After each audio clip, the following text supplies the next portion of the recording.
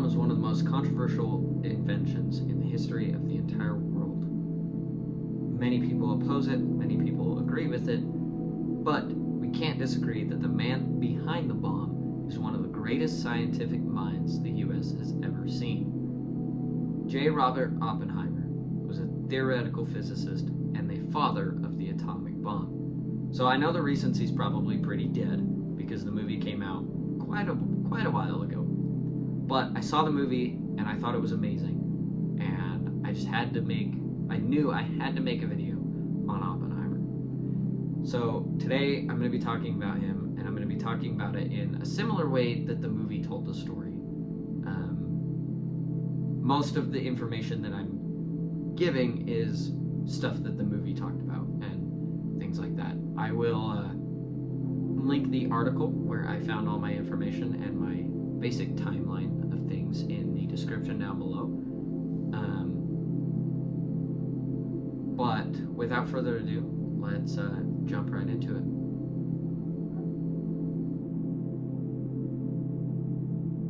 J. Robert Oppenheimer was born on April 22nd, 1904.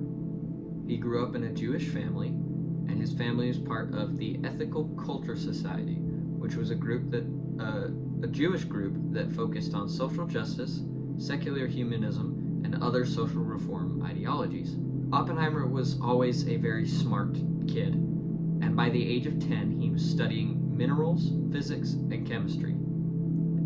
There was a time when there was a mineral association that he was a part of that invited him to one of their conferences, and they invited him to the conference to speak, thinking that he was an adult, but they didn't know that he was actually 12 years old.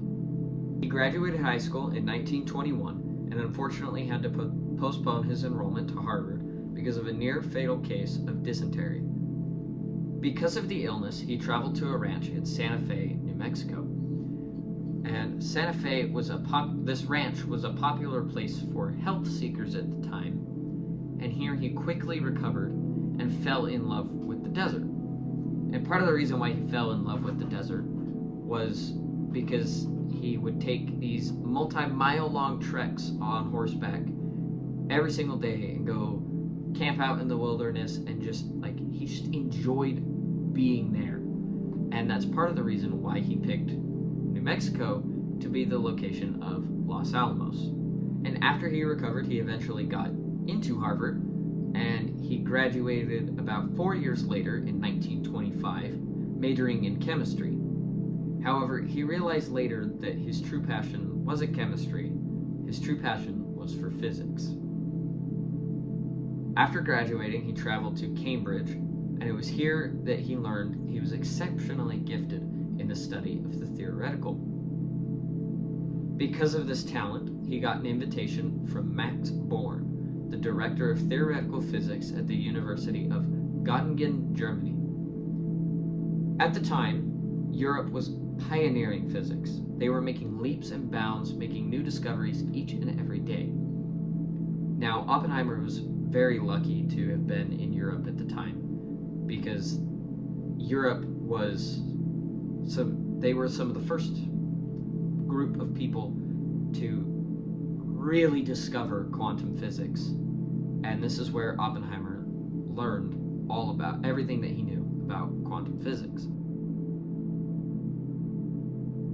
Oppenheimer returned to America after gaining his doctorate in Germany to work as a professor at Berkeley, where he became good friends with Ernest Lawrence, the creator of the cyclotron. Now, while Oppenheimer was working in Berkeley as a professor, he was teaching quantum physics and making big strides in spreading quantum physics all around the U.S. In 1942, however, Oppenheimer heard about the possibility of the Germans being able to make an atomic bomb. And with the head of their research being Heisenberg, somebody who he studied while he was in Germany, and he met personally. Actually, most of Oppenheimer's work was based off of Heisenberg's previous works. And because of this, General Leslie Groves hired Oppenheimer to head research for the atomic bomb in hopes that we could beat the Nazis to it. Because if the Nazis had a bomb, then the entire world may very well have been destroyed. Oppenheimer quickly started the construction of Los Alamos in New Mexico, a complete town where he brought all of his fellow scientists and their families to stay at while they tested and researched the atomic bomb. Within just under 3 years, Oppenheimer and his teams of scientists created the world's first atomic bomb, and we beat the Nazis to it. With World War II on the European front being almost over, the US only had one large remaining target, that being Japan. World War II was effectively over for most of Europe, but Japan was still persistent and would not give up at any means. The US was consistently trying to get them to surrender, but due to Japan's society, as we all know, they would not surrender, given any cost. So the bombs intended for Germany were then headed for Japan.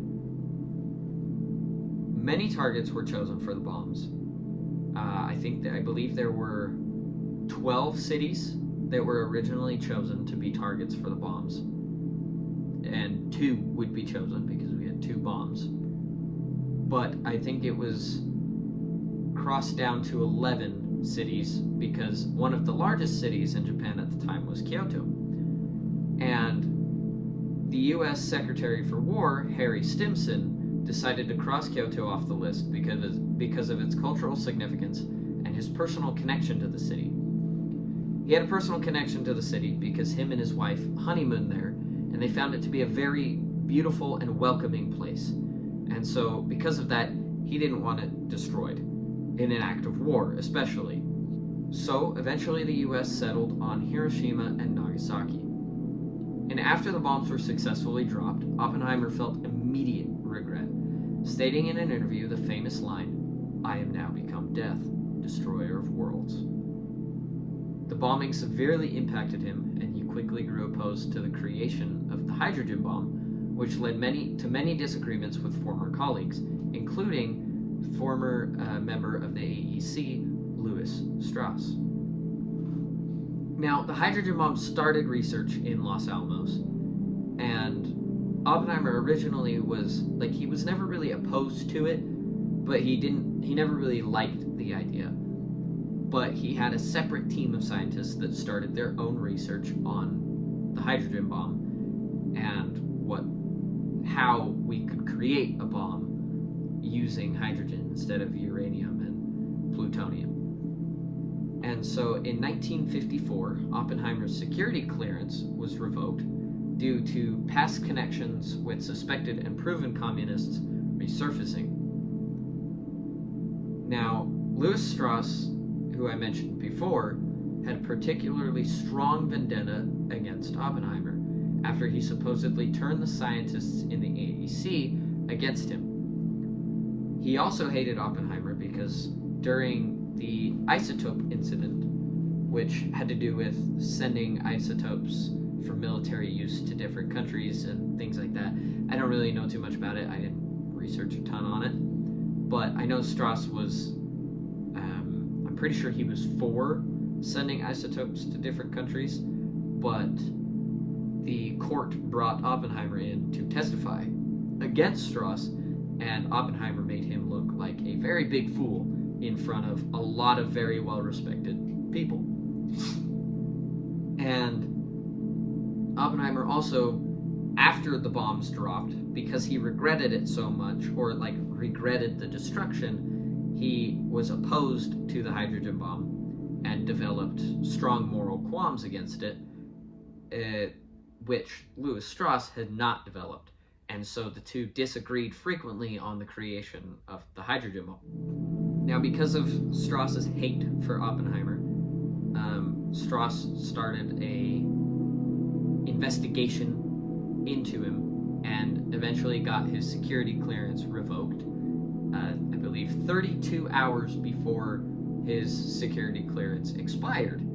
So they could have just saved all the drama and waited 2 more days, not even 2 more days, like 1 1/3, and his clearance would have been expired and he would have had to pass all of the guidelines again, which because of his communist relations, he probably wouldn't have passed. And the reason why his communist relationships were very controversial is because many viewed Oppenheimer as a communist or said that he supported communism, when in reality he never really did. He was just like, his brother was a proven, like, an open communist. Not proven, but open communist. But eventually left the party during the war when he learned more about it. And he had many, like, intimate relationships with communist members, including his wife. His wife used to be, was a former Communist Party member, which she very quickly after the war started, like, his wife, his brother, everybody that he knew that was a communist pretty much left the party immediately after the war started. But because of when the case took place in 1954, it was during, I believe, the second Red Scare, and so the world was very, very heavily against communism, and so anything to do with communism was a big political problem. Now, going back to Louis Strauss, the funny thing about his hate towards Oppenheimer is he was really mad because he supposedly turned all of the scientists in the AEC against him, but that was kind of a lie, because Strauss's real fear was that Oppenheimer turned Einstein against him. And the movie gets into this a little bit, where in the scene when they're standing by the pond and Einstein just walks past Strauss, that's where he, like, developed that almost insecurity that all of the scientists turned against him because he turned Einstein against him. But he never even really did that. It wasn't even the truth. He just started this whole dramatic thing all because he thought Einstein was mad at him because he didn't say hi when they walked past each other. It was really kind of interesting. When I watched the movie for the second time, I understood it. I understood that part a lot more. It made me laugh. But in 1963, Oppenheimer earned the Enrico Fermi Award because of his advancement of science in the United States. Oppenheimer was one of the greatest, in my opinion, one of the greatest scientific minds that the U.S. has seen.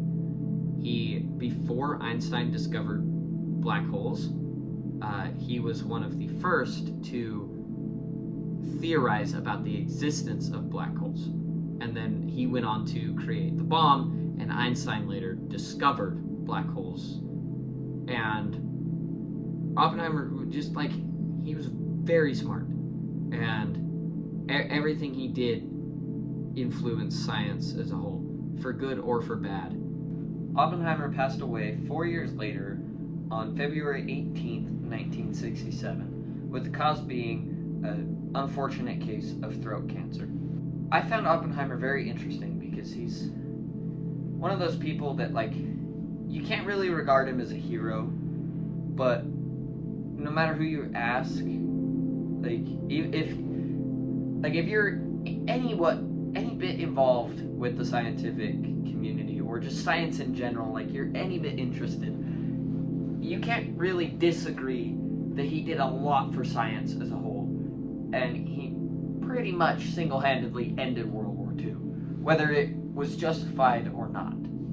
I found his story very interesting because I knew who he was, but the movie just shed so much light on him and really got into it, the character of him and who he was as a person. And I think that if he was here today, he would have approved of the movie. Like, he would have enjoyed his own movie.